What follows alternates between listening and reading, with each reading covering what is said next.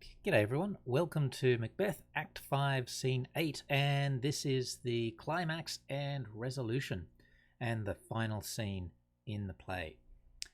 Alright, so we start off with Macbeth and he says, why should I play the Roman fool and die of my own sword? So Roman fool refers to the Roman soldiers and generals and officers who, if they were dishonoured or close to being defeated, they'd fall on their swords and suicide. So that's what he's referring to there. And he's saying, no, I'm not going to do it. He's going to fight on. Enter Macduff. And remember, Macduff has every reason to get revenge. And Macduff says, turn, hellhound, turn.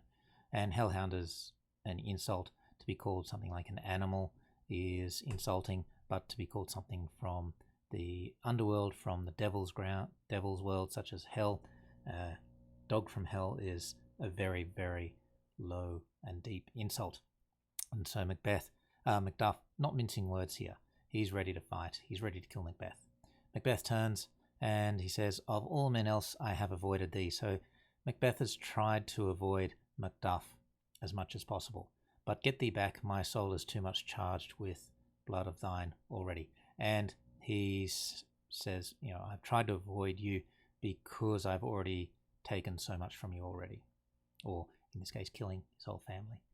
Macduff, he doesn't spend a lot of time talking or thinking or deliberating like Macbeth does. He's a man of action, and he says, I have no words, my voice is in my sword, thou bloodier villain, than terms can give thee out. And he says, you're too bad, you're too evil, and they're ready, and they fight. And Macbeth he's a skilled swordsman, and so is Macduff, and they fight. And Macbeth says, I bear a charmed life which must not yield to one of woman born. So Macbeth's still really confident here, and Macduff says Macduff was from his mother's womb untimely ripped, meaning that Macduff was born of a caesarean section. So again, the witches have been speaking in half-truths.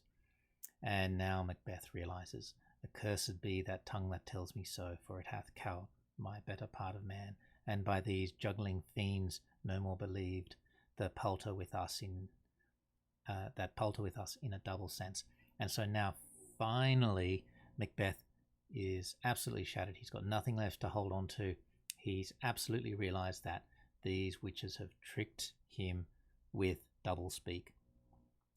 And Macbeth says, I'll not fight with thee. Macduff is not convinced by that, and he says, then yield thee, coward. So he tells Macbeth to surrender, and he calls him a coward, which is the complete opposite of what Macbeth was at the start of the play. And Macbeth says, no, I will not yield.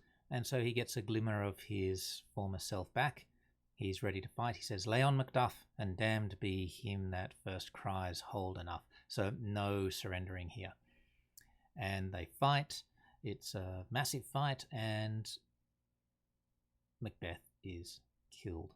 Macduff kills him, achieving vengeance.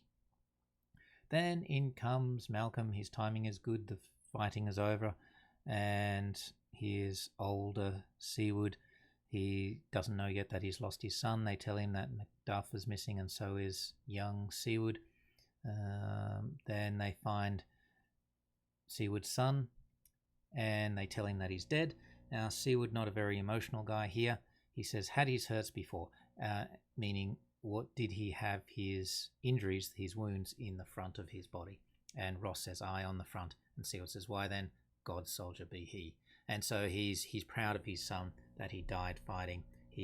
That means if he had wounds in his back, that means he would have died running away. So he's happy that his son died fighting. Then in comes Macduff, carrying Macbeth's head. Now, if you remember from Act 1, when we got the story of Macbeth killing the traitorous MacDonald, then in that description, we learn that Macbeth beheaded the traitor, and now Macduff has done the same thing to Macbeth. Macbeth has been beheaded, and Macduff is carrying it. He says, "Hail, King, for so thou art. Behold where stands the usurper's cursed head."